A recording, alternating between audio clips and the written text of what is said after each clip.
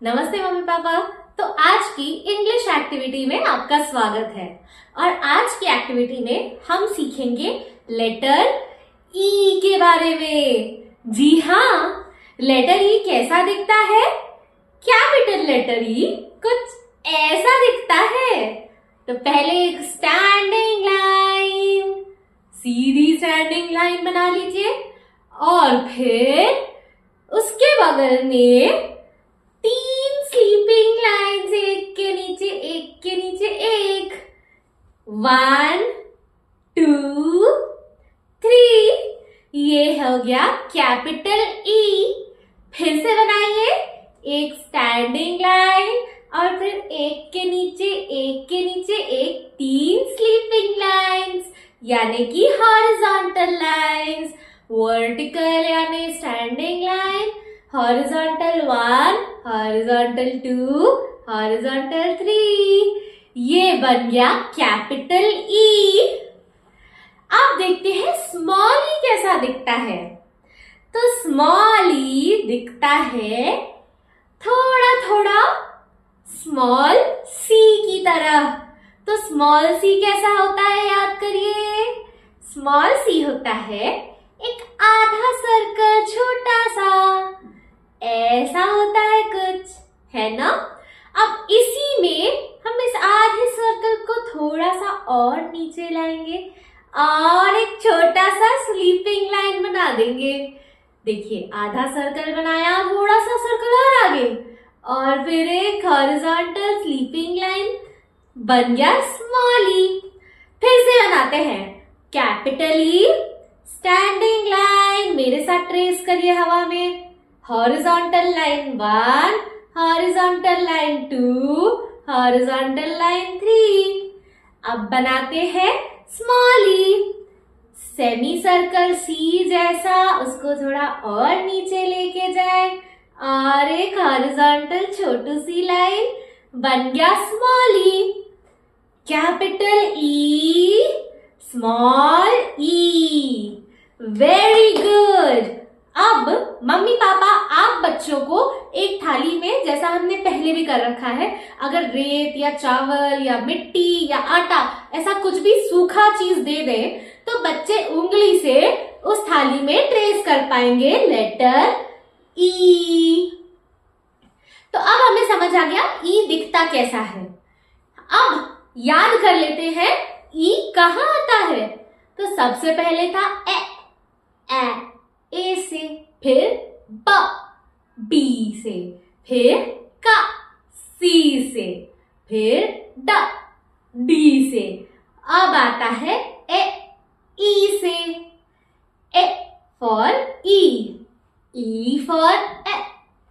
याद रखिए, हम थोड़ा सा यहाँ कंफ्यूजिंग हो सकता है बच्चे के लिए, इस कंफ्यूजन को दूर करना बहुत जरूरी है। हमने देखा ए की आवाज है ए और ई की आवाज है ए। अंतर सिर्फ मुंह खोलने का है। जब आप ए बोल रहे हैं तो पूरा मुंह खोल लीजिए ए। और जब ई बोल रहे हैं तो थोड़ा सा मुंह खोलिए ए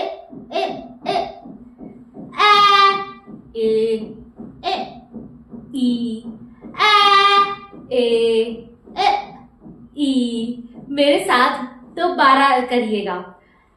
ए से ई से ए से ई से ए। Very good. अब आपको ई का साउंड ए समझ आ गया। ए नहीं,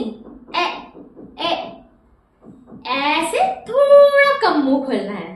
तो अब देखते हैं कुछ वर्ड्स जिनमें ई है, जो ई से चालू हो रहे हैं।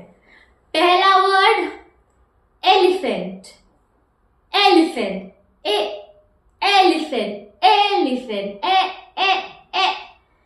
ये देखिए एप्पल ए था बट एलिफेंट ए है, एलिफेंट, इसलिए एलिफेंट चालू हो रहा है ई से। अगला वर्ड एग, एग यानी अंडा। एग किससे चालू हो रहा है? ई से। ऐसे नहीं, एग नहीं है, ये है एग। इसलिए ए फॉर ए होता है, ए फॉर ई होता है, एग में ए है मतलब एलिफेंट का ए, एग का ए, सब चालू होते हैं ई से। अगला वर्ड बेड, बेड, ये किससे चालू हो रहा है? बेड, बेड चालू हो रहा है बी से, पर बेड में ब के बाद क्या हो रहा है? बेड, ए, बेड, ए, बेड, ए की आवाज। बेड में ई बीच में छुपा हुआ है, ब, ए, ड, ब, बी, ए, ई, ड, डी, बेड। वही अगर हम ब, ए, ड करेंगे तो बन जाएगा bad, bed, bad, bed, bad. सुन रहे हैं अंतर? ये अंतर है ई और ए का, यानी ए और ए का। इसी तरह और भी बहुत वर्ड्स है जिनमें भी ई से चालू होता है या ई बीच में होता है, जैसे कि रेड, रेड में ए की आवाज आ रही है, र, ए, ड, र, ए, ड, ऐसे करके तोड़ के देखिए, र, ए, ड, रेड, ए, ए, ए, जी हाँ, र, ए, ड, ए, ए, ए की आवाज है, यानी कि रेड में भी ए छुपा हुआ है और रेड में ई लेटर है, रैड नहीं रेड। कंफ्यूजन दूर हो गया ना? तो चलिए अब हम कुछ वर्ड्स मैं आपको बताऊंगी और आप बताइएगा कि इसमें ई है या नहीं, मतलब इसमें ए की आवाज है या नहीं। एप्पल, एप्पल, एप्पल में ए की आवाज है, एप्पल, एप्पल में ए की आवाज है पर ए की आवाज नहीं है, एप्पल होता है, एप्पल थोड़ी। इसका मतलब एप्पल ई से चालू नहीं हो रहा, ए से चालू हो रहा है, मतलब ए से चालू हो रहा है।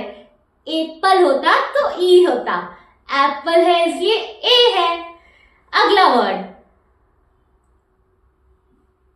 इंजन, इंजन, इंजन, क्या इसमें ई है?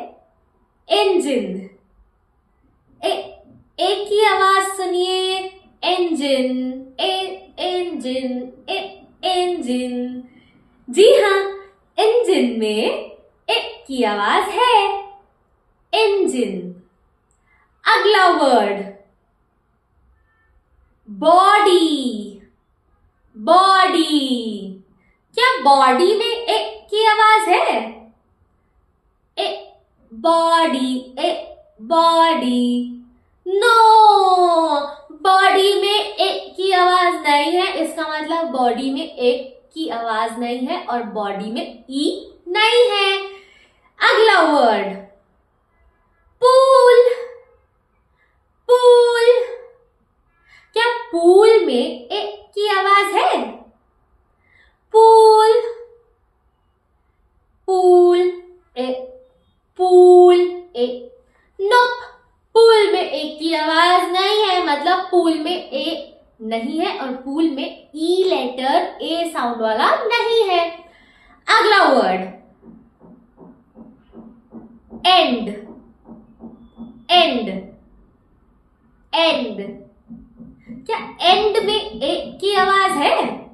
And, A, and, and, and, A, and, and में ए की आवाज है।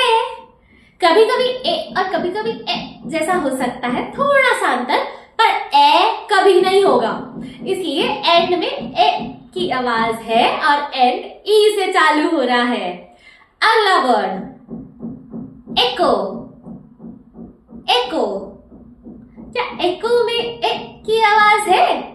एको, ए, एको, ए, जी हाँ, एको में ए की आवाज है, इसका इसका मतलब एको भी ए से चालू हो रहा है।